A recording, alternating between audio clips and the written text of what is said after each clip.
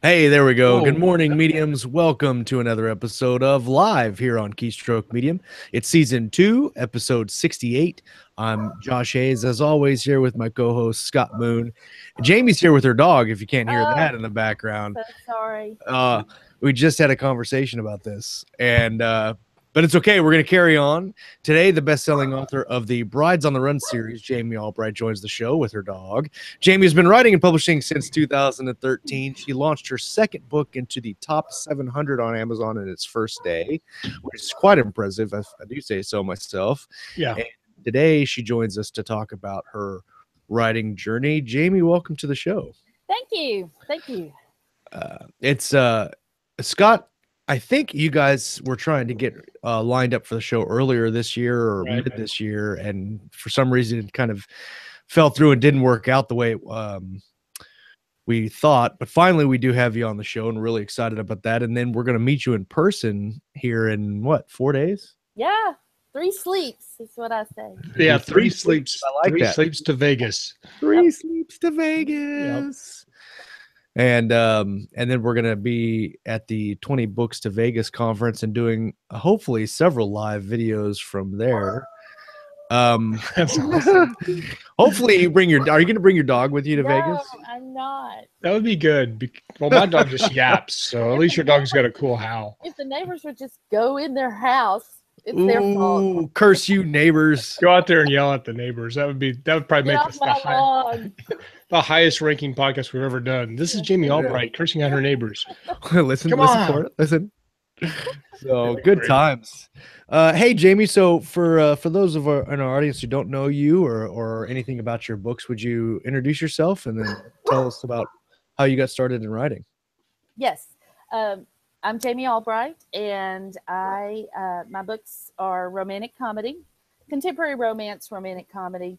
I have 2, and they are the first one came out in April, and it's Running from a Rock Star, and the second one came out Thursday, and it's Running with a Sweet Talker.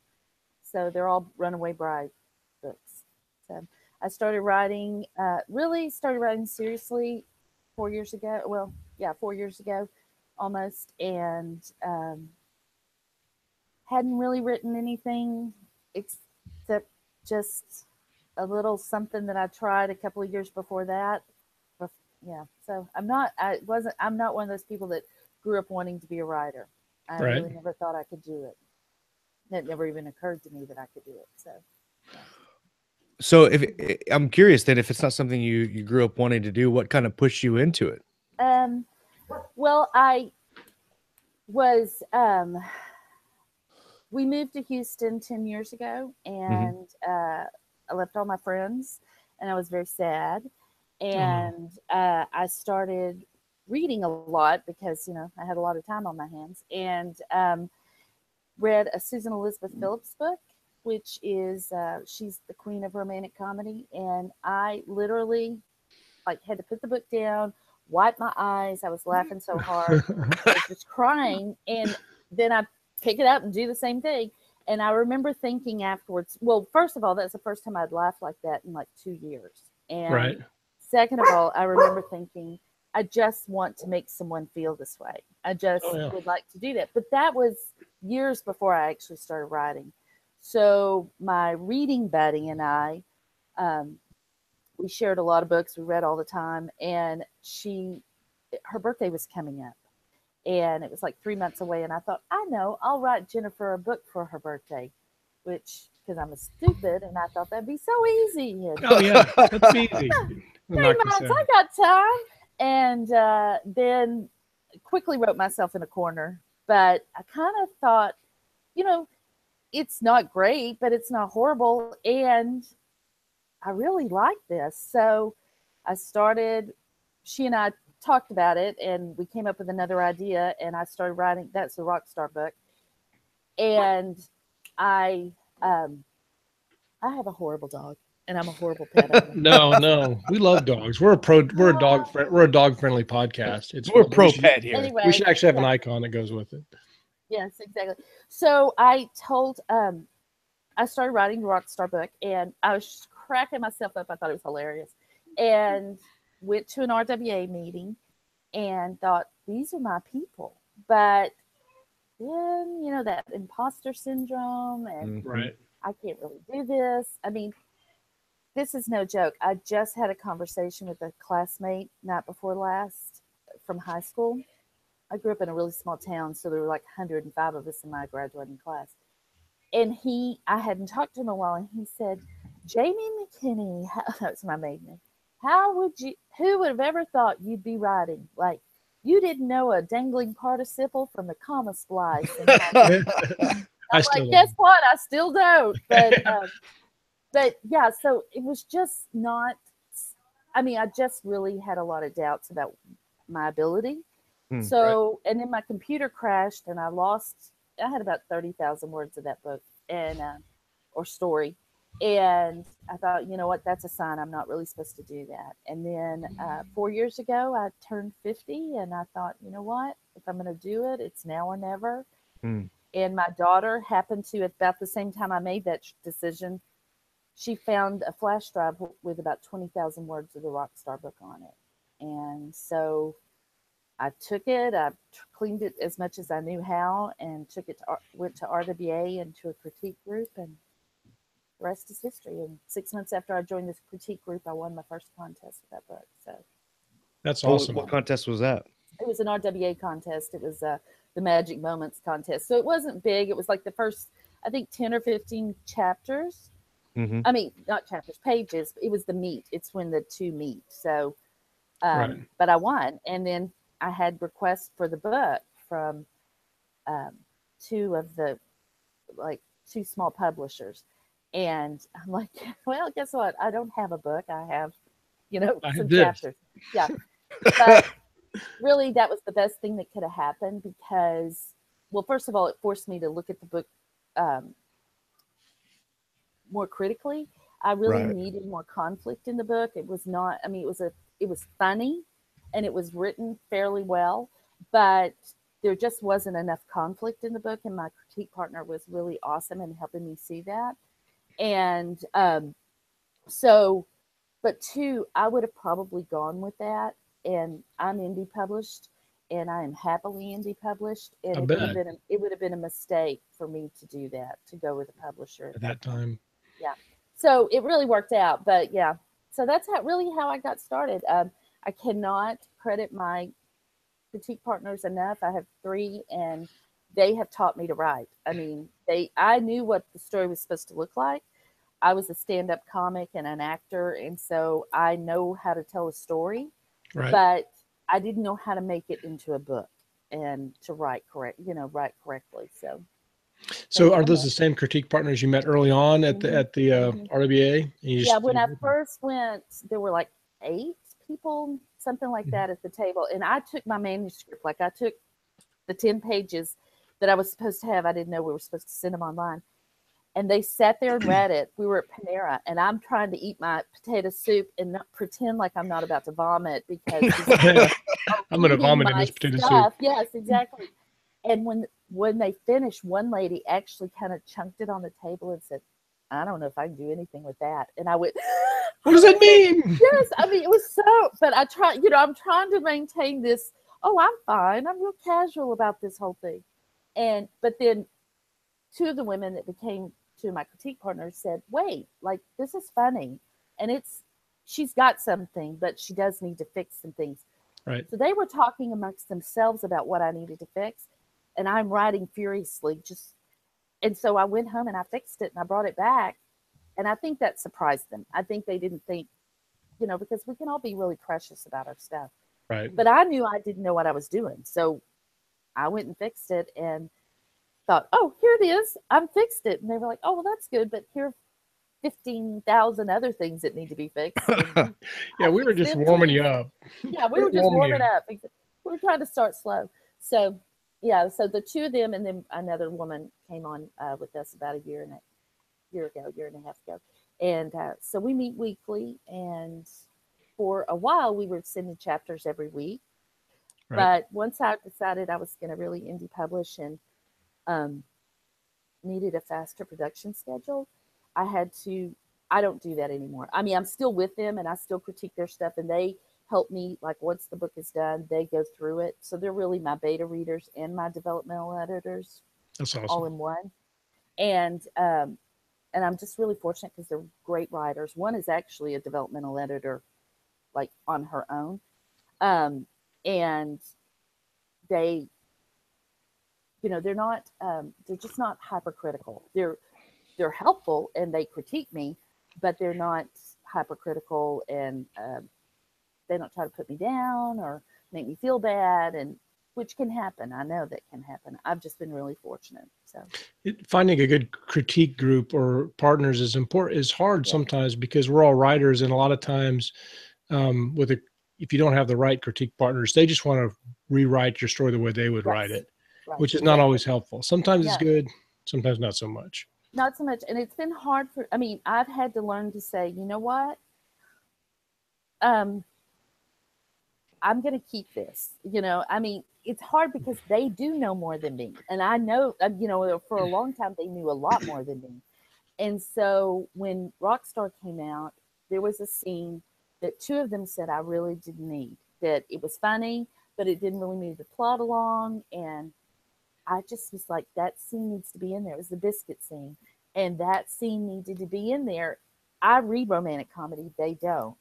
Okay. And so I really stuck to my guns on it. And that is the scene. If you look in my reviews for Rockstar, the biscuit scene comes up all the time. I had a reader email me and say, I was making breakfast for my kids. They enjoyed the biscuits. I enjoyed the memory. So it just, So you have to learn to stick to your guns. That's been hard. And Rockstar is now out on audiobook, right? Yes, it is. Okay, that's so. I listen to audiobooks. I just picked that up, so hopefully I'll get to the biscuits, and hopefully I'll be driving and I won't like going in the ditch or something. Yeah, well, who knows? But I found out on Friday that it had sold 120 copies in 2 weeks. So wow. I was pretty excited about. I didn't know because I'm with LMBPN Publishing, and so I don't have access to the dashboard. I have no idea for the audiobook. Mm-hmm. So I chose to do that with them because they gave me it was the closest to doing it myself that I could do without having to put the money up. And at this point, I can't do that. And we got a great narrator that I wouldn't have been able to get myself. And so it really has worked out well so far. I think audiobooks are a huge growth industry for writers. And I know that some people are kept out of it by the expense and kind of the intimidation, because it's a little harder to do yourself unless you're a tech wizard like Josh. Like you can probably do an audiobook. Well, and it's not like even doing it yourself, like even if you had the money, you still have to listen to it, and you have to, you have to stay on top of it. And with LMBPN, they've just been awesome, and they've just done it. And once that leads to something else about your books that I'd like to talk about. But once you do an audiobook, you can't really change the books that much. No, which for me is a problem, because I go back and change things years after I published them and things. So I guess we might get into that later, or we can talk about it now.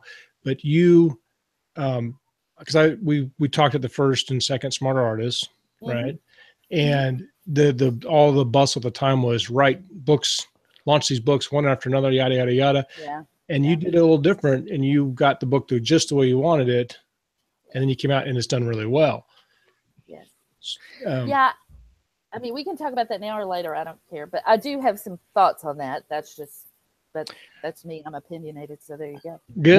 What I'd like to do is talk a little bit about the book first, and then sure. And then can you?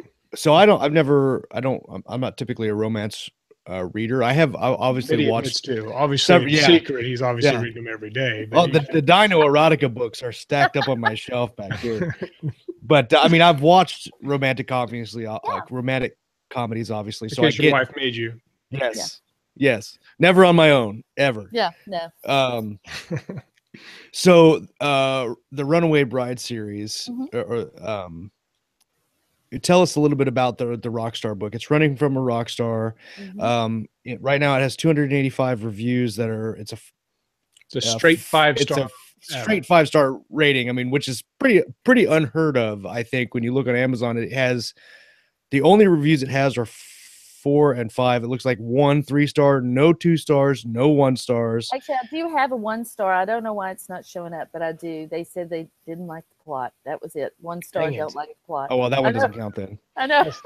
But it's been up since April, and it's still ranked under 2,000 in the Kindle store. It's number 8 and 6, respectively, in the humor section. So tell us a little bit about the story and the genre, maybe the genre, kind of what went into writing it and what inspired it. Okay. Well, romantic comedy is, because really it's under contemporary romance, and romantic comedy can be a lot of things. You have the Lauren Blakeleys, who she's phenomenal, and her books are doing phenomenally well. But her books are they're much steamier than mine, in that, like, my books are steamy, but hers, there's just the language is a little more graphic as far as when you talk about the sex scenes and stuff than mine are, and so not quite 50 Shades. No, not at all. But still, it's just a different vibe.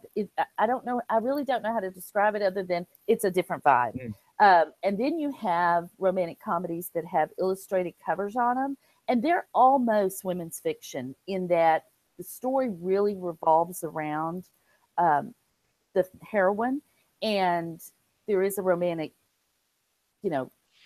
lead, a hero, and there is a happily ever after. But those books are a little lighter, a little they're just different. Again, a different vibe. And then mine's somewhere in the middle. I don't have an illustrated cover. I didn't want one, but I don't have the bare chest particularly cover.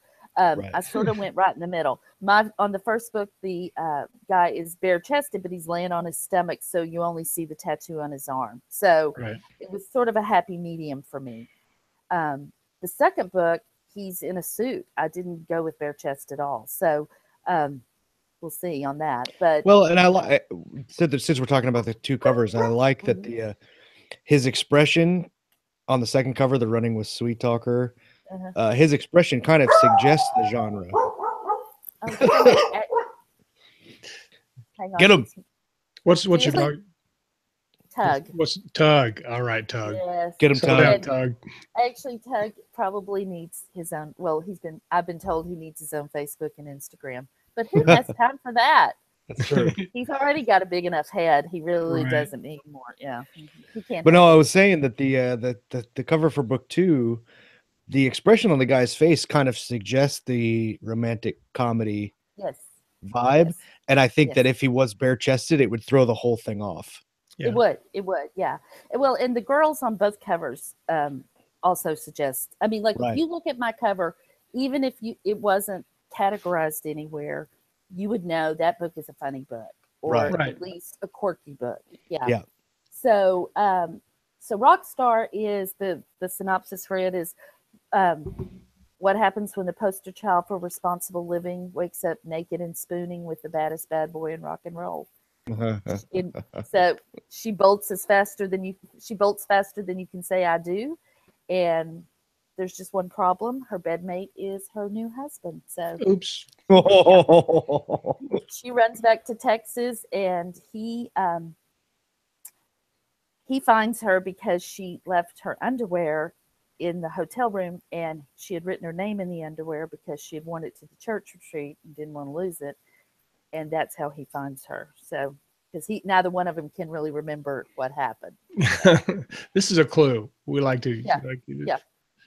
So, I read the just the beginning couple of pages on that this morning while I was, and I thought it was really fun. I was kind of confused, like read the first couple of paragraphs. So I was like, okay, I get it. And then I was like, oh, and then she's like, oh, exactly. We're as surprised as she is. Yes, that's very cool. Yeah. So that's the first one. And it came about really just in talking with my friend Jennifer. Actually, that book is dedicated to Jennifer. And I basically said without her, the book would never have come to life. Right. And it's a few years later, but happy birthday, because that was the book, that was for really her birthday, why we started. Yeah. But really, we were just talking about what would happen if someone who the basic fish out of water. Like, what would happen if someone who knew nothing about one culture had to live in another? And a rock star to a small town Texas town is pretty fish out of water. You might stick out a little bit. Yeah. As a rock star. Yeah. So there are lots of antics. I like to write books with lots of characters. Right. It drives my critique partners crazy because none of them really do that. But I like these big sweeping cast of characters. And so she has a family. She has a crazy aunt. She has a dad, and they have a housekeeper with someone, and she has a son. So there's like all these people in this house, and he says it's like a damn chicken fried commune. So anyway, that's the story. Yeah, so that's the story, and then it goes from there. And is the second book a continuation or it is the best friends of both of the first two characters. Okay. So, and that was my next question. Yeah, like how many? Yeah, it's an enemies to lovers trope. So they hate each other. But, all right. And it starts with her crawling through the azalea bushes, getting away from her wedding. But she can't. She's trying to get to her car. Her car's blocked in.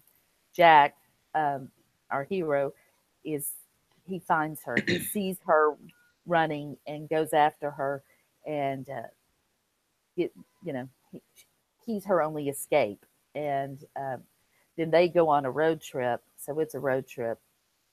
But road trips are always awesome. Yeah. So what are some kind of acceptable or common tropes for romantic comedy or this type of contemporary romance? Well, really, yeah, because they're not really different from contemporary romance. You have to have a happily ever after. Right. You've got friends to lovers, enemies to lovers. The Rockstar book is opposites attract. You have to have, a big black moment where all is lost, and then of course they come back together. In the end, the problem with romantic comedy, someone was just telling me this the other day. She called me about the book. She said the things that happen are so crazy, but by the time you get to those things, you really believe they could happen, and that's one of the highest compliments I could get, because because romantic comedy does take just a normal situation and flip it on its head. Like it is, in one, they get robbed and they lose all their money. They don't have a phone. They don't remember anybody's phone numbers because they're all in their phones. Right. So they can't even call for help. And so to stay off the streets, there's an amateur night at the strip club. And so he talks her into going to the amateur night. To strip. I've tried that. It almost never works. I know. To me, amateur night at the strip club is a dangerous proposition. But so they get there, and just as the scene is ending, he goes to find out where she's supposed to sign up. And she's standing there and she's noticing all these women. And then there's this table of very rambunctious, well-dressed men. And she's looking around, and then it hits her just as the scene ends that it's ladies' night. So Jack is the one that has to strip, not her. A little reversal. Yeah. So that'll teach Jack to try to teach her to go to amateur. And so that's the thing with romantic comedy. You just have to take things and kind of flip them on their head, but you have to do it in such a way that it's believable. Like that people believe it by the time they get there. So yeah. And so you said right at the beginning of the show that when you moved down to Houston, you had a lot of time on your hands and you got into reading. And obviously you've written your first novel and it's done very, very well. But I don't think that can be said for the majority of authors that released their first book. No. And so what do you think? I mean, obviously you spent a lot of time working on the book to polish it. Yeah. But what did you do research-wise or preparation-wise to make the book, the structure and all that stuff, to make it flow and make it a bestseller that it is now? Can you think of anything specific? Well, I mean, I read a lot. I mean, and romantic comedy is my favorite genre. So I knew there's almost a rhythm to comedy. And so I knew that rhythm also because I had done stand-up comedy. I understood that. But I have to tell you, if it weren't for my critique partners, that book would have never seen the light of day. I mean, they taught me to write. I mean, I've read books. I've read Take Off Your Pants and Libby Hawker, and I've read Romancing the Beats, and all of those books are fantastic. But what I had was there's a term called focus practice, where and Tim Grohl talks about this, but where when you're like high level athletes, my daughter was a level 10 gymnast, and she did gymnastics for every day for multiple hours a day. They would work on one skill. She, teach one skill, work on it for a week, then teach another skill. And so it's building on top of things. Well, the same is true as writing. I would go to critique group with my my papers. They would critique them.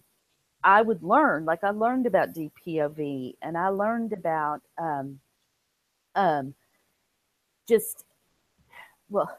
dialogue tags, which I had no idea how to write. And then in romance, you try not to use very many dialogue tags at all. In fact, my book probably only has, except for the scenes where there are multiple people in the scene, I probably only have maybe 3 actual dialogue tags. He said, she said, because in romance, to stay in that deep POV, you really want to just have action and and narrative, really.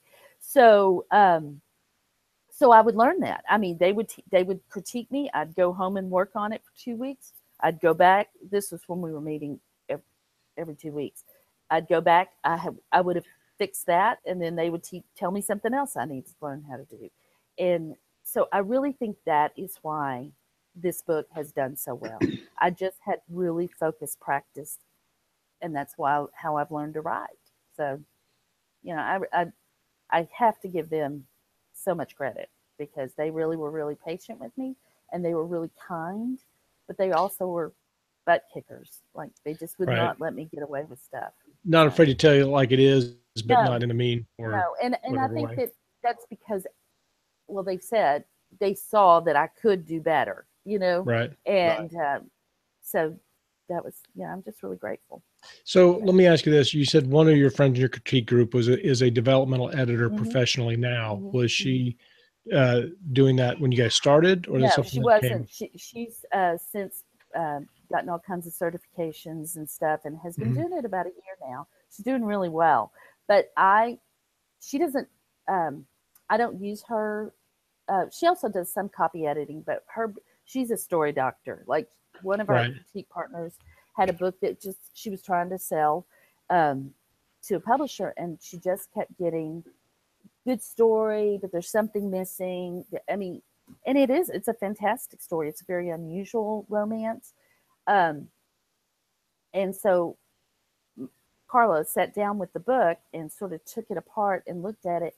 And what she realized is in romance, it's one person's story or the other. It's either the hero story or the heroine story. Right. Well, this book was set up as the heroine's story, but what Carla realized was it's really the hero's story. He's the one that changes the most. And so when my other critique partner went back and fixed that book, changed that, the book sold within a couple of months. Did he change the most because of the biscuit scene or something else? No. Okay, sorry. I couldn't resist. Her book is very serious. It's a very serious book. It's a really good book. Actually, the heroine in that book is an alcoholic. And at the beginning of the book, she is not a recovering alcoholic. All right. So it's heavy. It's a heavy book, but it's really fantastic. And but the point is that Carla can just look at things and she can really see things. And there was a scene in this book that I just put out that I thought was so good. It was hilarious. It was so good. And she read it and she said, you know what, Jami, you have to change this. Like you can leave the basic parts of this, but it's kind of their first really romantic encounter. And she said, it cannot be cheap. Like it can't be funny. It can't be cheap. This has to be important. And at first I thought, you're such a fuddy-duddy. But I looked at it, I thought about it for a while, I changed it, and I just had someone text me the other day, email me the other day, a reader, and said, the skinny dipping scene was a work of art. Like, you took something that could have been really kind of cheap and made it almost sacred. And I was like, so is that a reader expectation type of thing? Is that kind of what she's saying? A little bit, but not really. It's just mostly because I don't have a lot of sex in my books. In fact, this book only has actually one sex scene. But this was the build up to it. You just want it to mean something. Well, for my books, I want it to mean something. There's a lot in romance right now that is, in my opinion, not romance. I mean, they're taking things. Some people are taking things that are just not romance. That some of it's. Well, I'm just not more erotica maybe than romance in some cases. Bad situations and making them romantic, and they're not. And I really am dedicated to making the sex that I put on a page positive,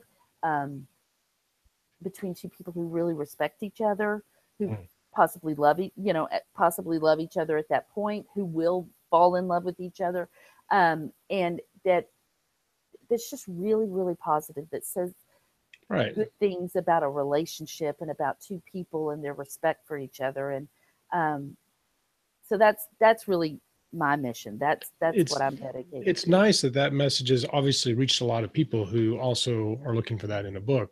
Yeah. As the way you launched your book and the reviews and stuff show that that's something people are looking for. So that's awesome. So, yeah. Well, I'd like to kind of move into the business and kind of mechanics of everything that we've been talking about. I want to do our sponsor though. Briefly go through our sponsor, and that is let me find the right deal here. It's K.R. McClellan, or as we like to know him here on the show as Ken McClellan. His book kDira's World is on Amazon right now, and it's a science fiction book, so not romance, but still a good genre, if I do say so myself. Yes. You're biased. And why would you say that, Josh? I'm a little biased to science fiction. So I'm gonna put the link in the live chat and then read the copy, and of course it'll be on the show notes later. 100 years after the end of the world. ... Wait for it. Devastated by the bloodthirsty Karn tribe, the Blackhorn are all but extinct. It is up to kDira and a small handful of warriors to regain their most sacred treasure from the Karn, to rebuild their tribe and secure their future. But the Karn are not her only enemy, and the allies she has are not always what they seem. Ken McClellan is a longtime fan of the show and is now moved on to sponsoring episodes. So thanks, Ken, for sponsoring this episode. And if you're listening or watching, head over to Amazon and pick up his book and give it a read. I'd appreciate it. So now we'll move on to talking about your mechanical process. So you say that you write fairly fast, but then you edit slowly. So the first two books of the series that you have now, the first one you published in April, and then the second one you just published 4 days ago, and then your third one will be out in another 6. Yeah. If you're counting kids, it's 6 months. Yeah. Right. 6 short months. Yeah. So so tell us a little bit about your process. Are you a platter? Are you a plotter? How do you get through your novels? I was mostly a pantser. I mean, when I first started writing, I didn't know anything about plotting or anything, and I still do not.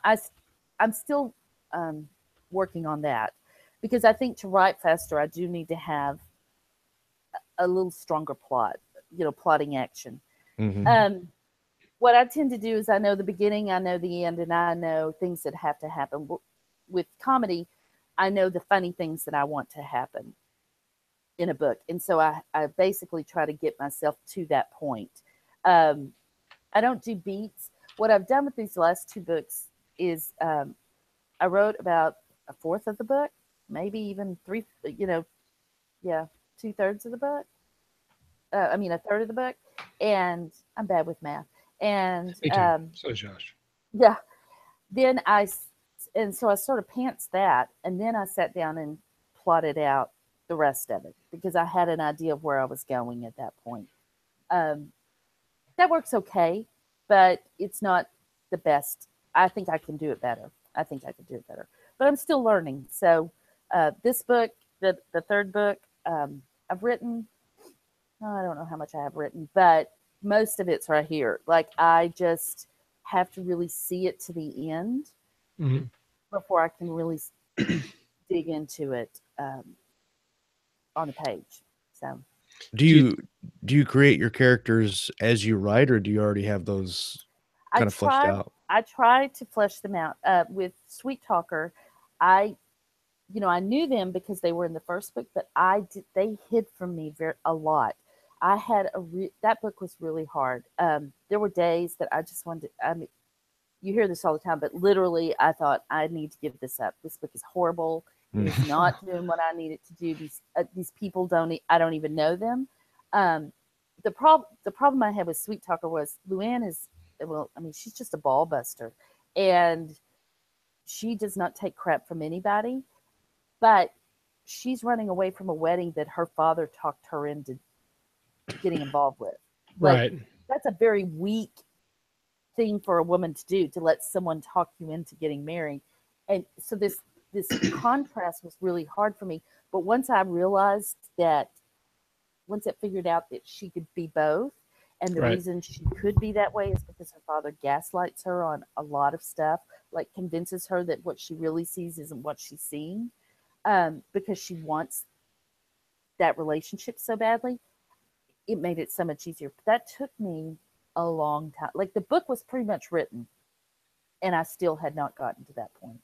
So in revisions, I had to go back and put that all in. So yeah, I'm still learning, Josh. It's really kids don't do what I'm doing.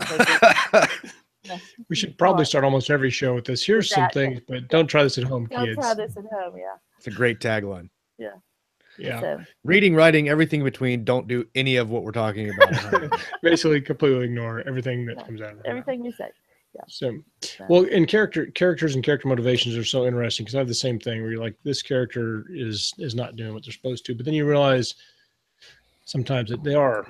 You just don't really understand why their motivations until you dig into them. So, and I've sort of learned to just kind of go with that, and then figure out that I can fix it in revisions.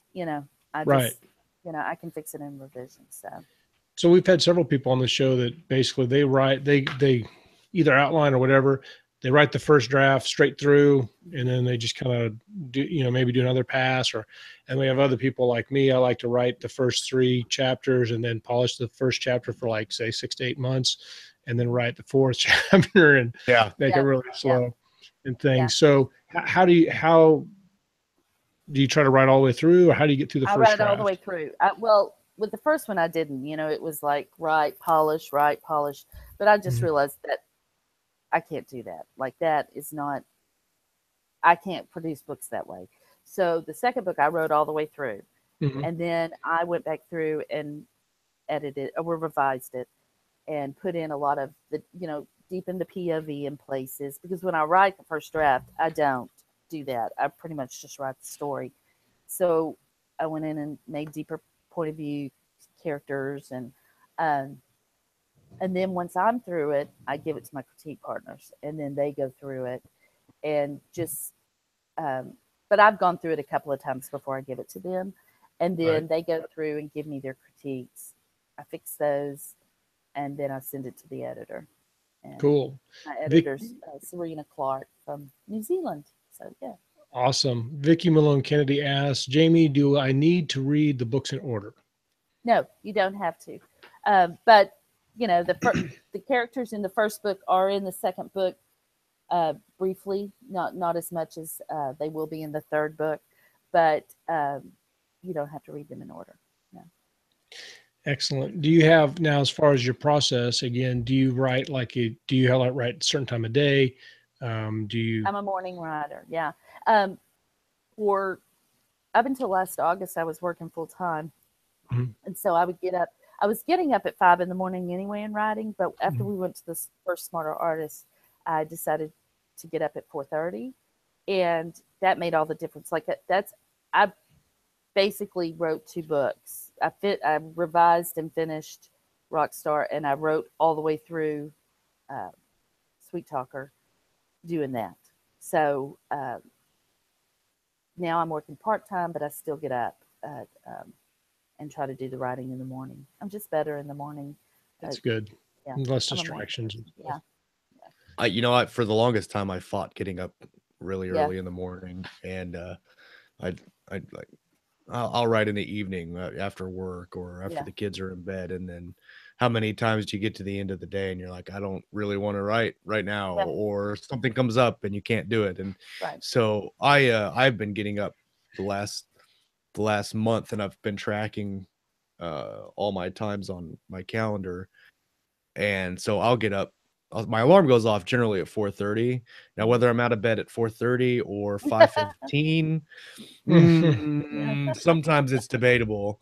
But now that I have my own coffee maker down here, it's way easier to come down. I just sit down and pour my coffee and go. You're off to go. And who hammered on you to try that out?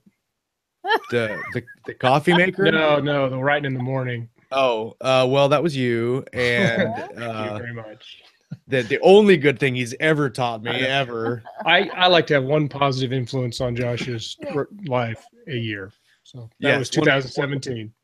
Right in the morning. Getting up and sometimes I get 1,000 words, and the other day I got 3,000 words before I went to work, and then it's a great feeling. Oh yeah, because then you're if you don't get those words, then you know all through the day you're like, I got to get these words, and you're stressing out about it. But then it makes it easier to deal with like jerks and road rage and stuff if you know you already got your writing done. Yeah. I'm much more relaxed if I got something productive done during the day. And the thing is that my kids are all out of the house. Well, I have one daughter that's living here right now, but she's never here. But nobody cares where I'm at 4:30 in the morning. But at 7 o'clock in the evening, they do care where I'm at. My husband would much rather me sit and watch a ball game with him, or watch a show with him, or just be in the room with him doing some marketing stuff. He doesn't want to get up at 4:30 and watch TV? No, he doesn't really. No. So, let's get up at 4:30. It'll be a blast. We'll hang out. So, that's for me, and for any other parent, I can, with younger kids, I can see how it would really help. But I am a morning person. I'm better in the morning. I don't set the snooze up.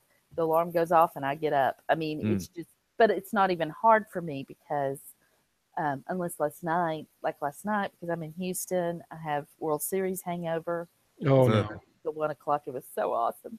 Yay. But yeah, most of the time it's just really easy to get up. I think there's some science that says that you're at your creative best in the morning. And I read several books and I can't remember what they are, or else I would give the titles of them. But yeah, I did read some stuff. Yeah. I find when I'm just a little sleepy, not like falling asleep sleepy, but just not completely awake, I do seem to be able to write, especially that first draft, faster and better. Yeah. But I'm not, I'm still new, and I'm still honing that process. And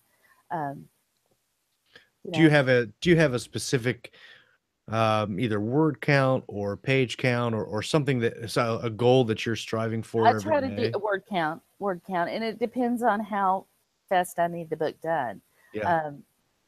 My word count's higher for this third book because with the holidays and everything, I just need to try to get it at least first draft done before Christmas, before Christmas or even December, but I'm not sure that's going to happen, but that's my goal. And, right. How long for the genre for romantic comedy? How long do you usually shoot for those manuscripts? 80,000 words. The first one was like 78,000, and this one is like 82,000. So right around 80,000. So. Excellent. Is that fairly? That's pretty typical. Yeah, it's pretty typical. There's, it's funny in romance right now. You can find books that are anywhere from 60,000 to 90,000. I mean, but the sweet spot seems to be between 70 and 80. Seems to be enough to spend some time with the book. Yeah. Well, and two, with Audible, right. You want it to be credit worthy, and so to do that, you really need to be around 80,000 words. Oh yeah, I was just about 8 hours worth of time. Oh yeah, I was just gonna say a lot of the times with Audible, you want to hit the between 8 to 10 hours for somebody to feel fiction. like they're nonfiction people will do it. Right. Yeah, smaller. Right. Yeah. But I'd rather. Well, I know when I look at it, when I look at audiobooks and I see one that's 6 hours or less, I'm like, I don't know if I'm going to spend the credit for that. I'll wait for that one to go on sale. Yeah. Right. Yeah. Now, when I to my credit, also, I've got several books that are like 58 hours long on one credit. So you kind of win some. Yeah, I can't win against those. The Rockstar book on Audible is actually 9.5 hours, but some of that's because she just reads a little slower than some of the other narrators that we listen to. And her name is Jennifer Gray, so I just want to put that out there. She did an awesome job. So, but is that like putting extra spaces between your lines to make your books a bit longer? Yeah, I think so. But I was sort of surprised when I saw it that it was 9.5 hours. But I do think it's because she just reads a little slower than some other. I've heard Jennifer Gray's name mentioned as an audiobook narrator before. I don't remember who told me that she's. I think she's done some dystopian and stuff, but where I heard her was Penny Reed's books. Penny Reed's another romantic comedy or contemporary romance. She writes funny too. It's kind of funny. I never know whether to say romantic comedy or contemporary romance, but my book is clearly a romance. I mean, there's so I just sort of go with that. Usually. There you go. Yeah. So now we didn't really talk about how much of this we can talk about, but I know a lot of people probably want to know anything you did to help market your books and things, because you absolutely killed it. So one, obviously you wrote a great book, as we can see by the massive review response, which is, I look at that sometimes just to cheer myself up. Look at the 5 stars. So awesome. So what are some things you might give as advice for people trying to get their book launched? Well, the very first thing I would say is you got to know your brand. Like, Jami Albright's a pen name. I chose Albright because it's a happy name. It's part of my brand.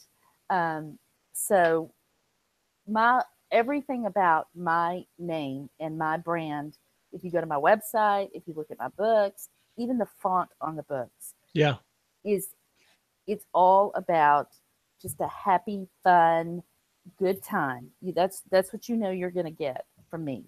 There won't be a lot of angst. Now, I will tell you my books are really emotional. I didn't know that, but that's one of the things people comment on a lot is how they laughed and cried, but mostly you're going to laugh. Right.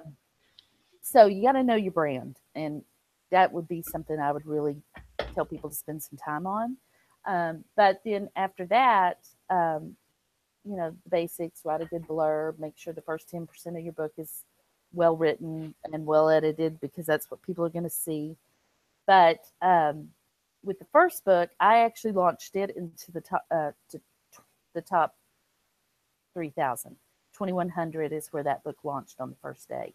Wow. So that was my first book. Book, yeah. That's amazing. And that book has stayed in the top. I think the highest it got was at 9,000. But for the most part, that book stayed right around 5,000 to 6,000 for 6 months. And then I just recently ran, I did a countdown deal for a week with promos.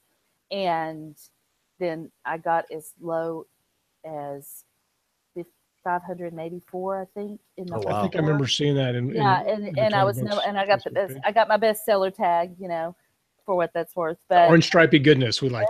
We love the orange stripy goodness. Yes. But and the thing is, I understand you can manipulate that. I get that, but it's still, gratifying to see. But what I did with the first book, I didn't have any money. I mean, I had pretty much spent my money and on cover and editing. In fact, I didn't have money for proofreading, so I got 4 friends that are very meticulous to go through the book and proofread it for me.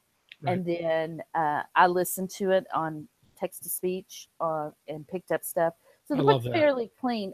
When the audio person went through, I think she found maybe 4 or 5 typo kind of things. But, I mean, in an almost 80,000 word document, that's not too bad. That's pretty good. I'm not sure it's even statistically significant at that point.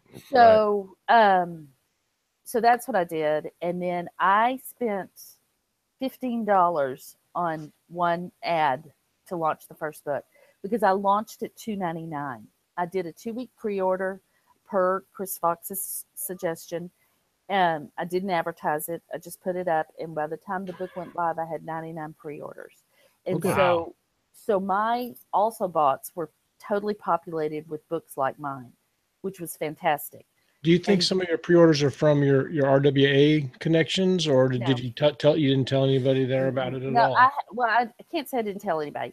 I didn't advertise it. I did have one girl put me out in her newsletter. Mm-hmm. And then, but it wasn't a real big newsletter. But then Julia Kent, nice, who writes romantic comedy, who I met at Smart Artist, she told her Facebook group, and I think I got 40 pre-orders that day. So, wow, it's not like I just went, oh, here's my book. I mean, there were some things done, but because I launched at $2.99, I didn't think I could really pay for advertising because most people do 99-cent books. Right. And then right before I launched, I found out about a service called Shifted Sheets, and I did their Street Team art promo for $50. And I tell people this all the time. I gave away 300 books with that, and I got about maybe 75 reviews, which for me was totally worth it. I was a new author with no platform. It was worth it to give away all those books. Those weren't my readers anyway, but now some are. So, and I got 75 reviews out of it. I was going to say, well, and that number is actually very high. Yeah. I mean, you have authors that give away 10,000 books and only get like 10 or 20 reviews. Yeah. So yeah. to do 300. I went back through just to look because most, like 50-ish, sent me the link to the book. So I know I got definitely 50, and I've known that. But I went back through and looked, and it was closer to 75 of those people that actually reviewed the book. So that was fantastic. That's pretty good. So that's what I did for that book. And then I just did a bunch of newsletter swaps with people in the same genre that write similar books to mine. I turned down people that write really, really hot, steamy books because that's not my genre, and I did not want my also bots getting jacked up. And so that's a Chris Fox thing as well. Yeah, that's people who buy 50 Shades of Grey also were in with a rock star, and then people don't know what genre it's in. Yes, and Amazon doesn't either. So so that's what I did. And then the first time I discounted that book, it stayed at $2.99 until August. And then I did a 2-day 99-cent discount. And then it went back to $2.99, and then it went up to $3.99 after that. So it's $3.99 now, and that seemed to be a very good sticking price for the genre. Or I don't know. I think I would have done better because my numbers did drop after I went to $3.99. But I was still my sales numbers, but I was still making virtually the same thing because you have to sell less to make what you were making. Do you think people? Oh, go ahead. I'm sorry. I think I would have done better at $3.99 if I had raised the price like within the first month of the book coming out. But I was afraid because I was selling so many that I just was afraid to raise it, and so. But I think I would have done better.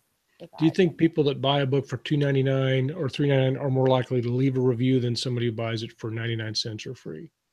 Well, I'm going to have to say yes, because I you have spent the money, you might as well read I have it. those, yeah, and I have all of those reviews, and so not Right. all of them came from something I did, you know. So Right. I'm gonna have to go with yes. The majority didn't, probably, Yeah, because you exactly. said 70 or 75, and you have 285 on that book. Yeah. And I see that Running with the Sweet Talker is launching at 99 cents. So how Yes. long can people get that for 99 cents? Probably another week. I'm gonna probably keep it at a week and a half.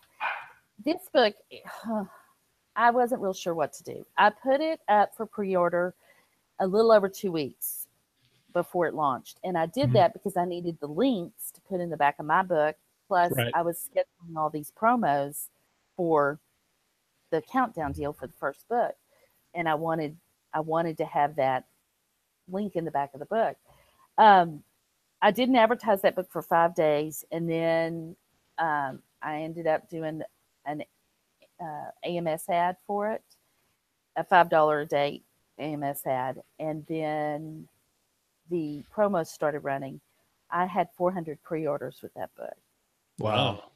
I was shocked. I never dreamed. And then it worried me because I'm in Kindle Unlimited. I was afraid it would cannibalize my sales and my rank. And I'm still not sure I did the right thing. But I mean, I'm not saying I did the wrong thing. I'm just kind of trying to analyze it, because what happened was on the date, like it launched on the 26th. So on the 25th, I was ranked 6,000 in the store because of the pre-orders. So Right. when the 26th hit and I had sales, that's what launched me so high. Would I have launched that high if I hadn't been ranked 6,000 in the store? I don't know. But with those 400 pre-orders helped me to sustain this lower rank. Because yesterday I did drop out of the top 1,000 for a while, and then I've gone back down into it. And it's hard because you just need a lot of momentum to stay at that lower rank. That's the thing. Yeah, momentum's and hard. It's hard. I mean, I'm selling a lot of books. I mean, the number of books I'm selling would just have blown away the rank I was at with the first book. But because I'm at a lower rank, I have to sell so many more just to stay there. And right. So it's well, because like when you're ranked like 250,000, so you have dogs, I have the whole the clan cornucopia of dogs and kids. But like if you're ranked, speaking from experience, if you're ranked, 250,000, you sell 3 books, man, you jump like hundreds of thousands of places. But if you're ranked 1,000 and you sell 100 books, you may move up 1 place. Yeah, it's really hard. So. And I've spent quite a bit of money on this launch, like on the I've spent over $350. So, but I made $1,000 between Thursday and yesterday. That's nice. On the first book. That's just on the first book. The second book, my page reads yesterday were 47,000. That's a lot of page reads. It's a lot of page reads. I never dreamed I would get that. And the reason I'm saying that is, though, that half of that was from the first book and half was the second book. So that's really, to me, that's very interesting that the first book is climbing right along with the second book. And you're getting lots of read through. Yes, and people are and you're still getting new readers to the beginning of the series. And I've had several people say they got the second book, but then went back and read the first one first before they read the second one. So I have read through, but also have people going back. And what I did with the countdown deal, I had it scheduled out 1 promo a day, so organized. I thought I was doing so well.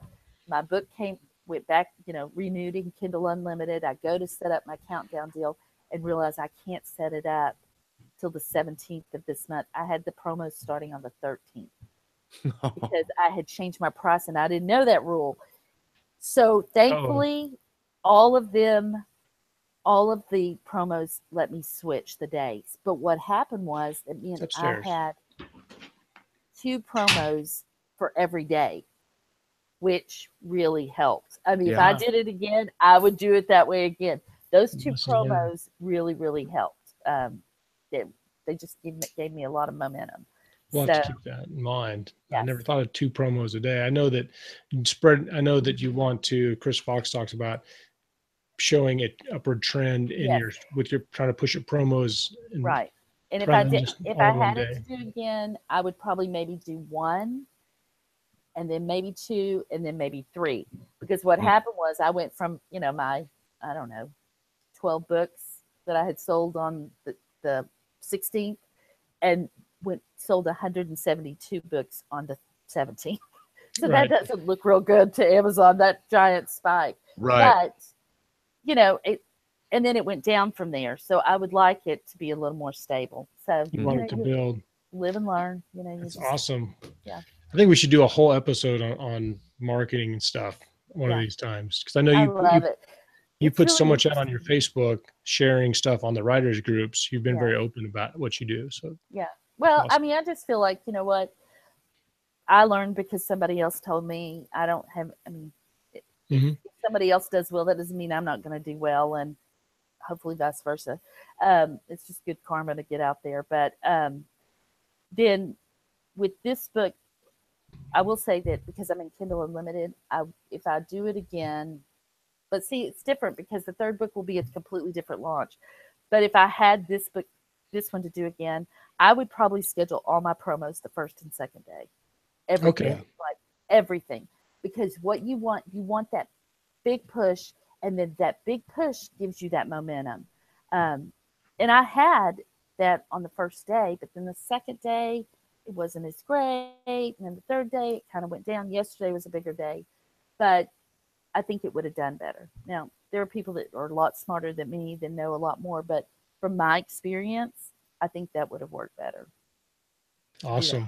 Well, it'd be interesting to see what your third launch does. I'll be paying attention to that. Yeah, I don't know. I mean, that one will be different because I'll probably do, the free on the first one, 99 cents on the second one, unless something new comes along. But that's probably what I'll do, and then do the third one at $2.99, and then raise the price.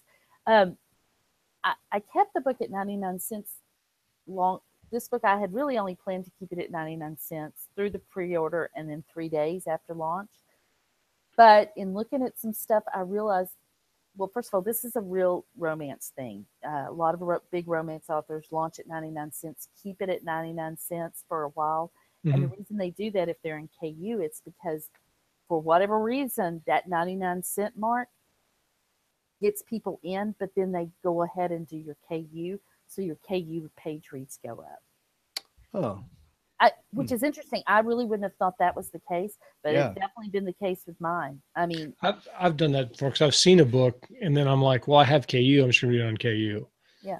Like I'll see it, because it's climbing because of the 99 cents. But then I'm like, well, I'm just going to do it on KU because I feel like I need to get my $10 a month worth from Amazon.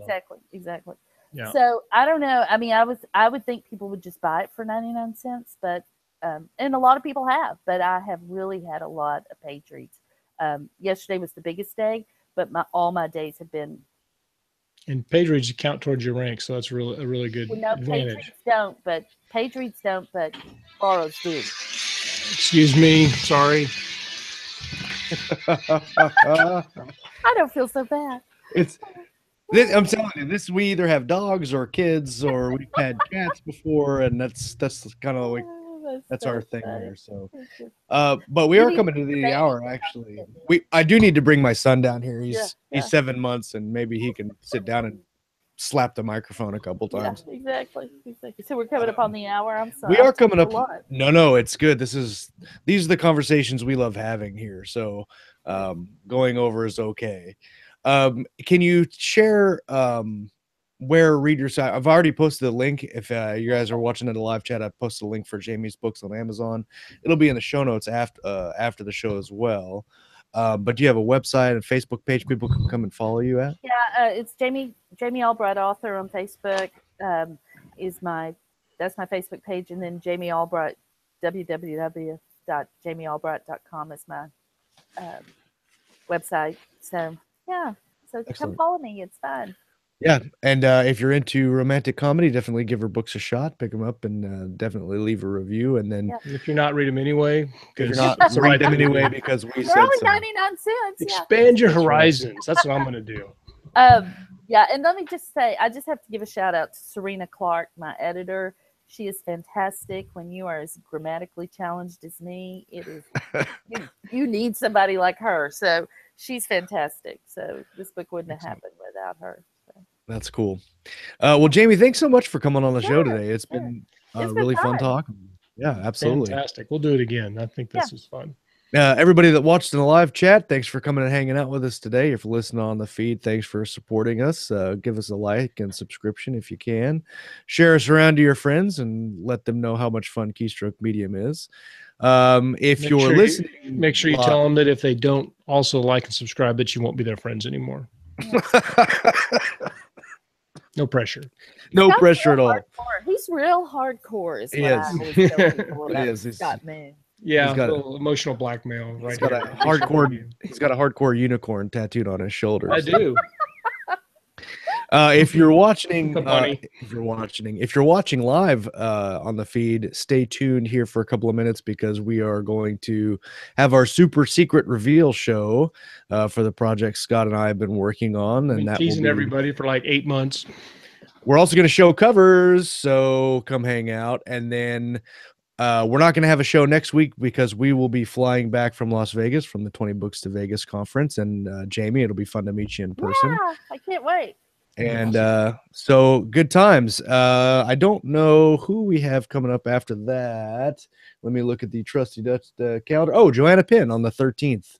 Oh, wow. Will be here, that'll be fun. I'm the lead up to Joanna. Wow. Yes. Congratulations. You have I'm her opening act. Yeah, that's right. The opening act. So definitely come back for that. For Scott Moon, I am Josh Hayes. We have been live with Jami Albright. Yay. Make sure you come back, hang out with us. We're going to talk about some reading. We're going to talk about some writing. And, of course, everything in between right here on Keystroke Medium. You guys have a fantastic Monday.